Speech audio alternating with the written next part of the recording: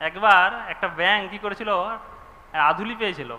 আধুলি আধুলি পেয়ে সে মনে করেছে যে আমি বিশাল কিছু, রাজার হাতিকে আর আমার এই পুকুরে জল পান করতে দিব না। এর পরের দিন যদি রাজার হাতি আসে তাকে আমি বেঁধে রেখে দিব, এই বলে বসে আছে। আর এদিকে রাজা মাউত হাতি নিয়ে এসে পুকুরে জলপান করাতে নেমেছে। ব্যাঙ তখন সেই আধুলি ছেড়ে হাতিকে বাঁধবে বলে তার পায়ের কাছে গিয়ে পড়েছে, হাতিকে বেঁধে রাখবে, আর হাতির পায়ের চাপে ব্যাঙের মৃত্যু হয়েছে। ভক্তি সিদ্ধান্ত সরস্বতী ঠাকুর বলছেন যে যখন কে জড়া প্রকৃতির উপর নিজেদের সামান্য একটু অর্থ বা জ্ঞানের গর্বে গর্বিত হয়ে সে ভাবে যে জড়া প্রকৃতির উপর আমি নিয়ন্ত্রণ করব, তাদের ওই ব্যাঙের মতো হাতির চাপে পড়ে সব কিছু শেষ হয়ে যাবে, ধূলিসাৎ হয়ে যাবে। কারণ এর আগে বড় বড় নেপোলিয়ান, হিটলার সবাই এসছে, এই প্রকৃতি জড়া প্রকৃতির উপর তাদের রাজ্য বিস্তার করার চেষ্টা করেছে, কিন্তু সব কিছুই ধূলিসাৎ করে দিয়েছে। ওই যে নরোত্তম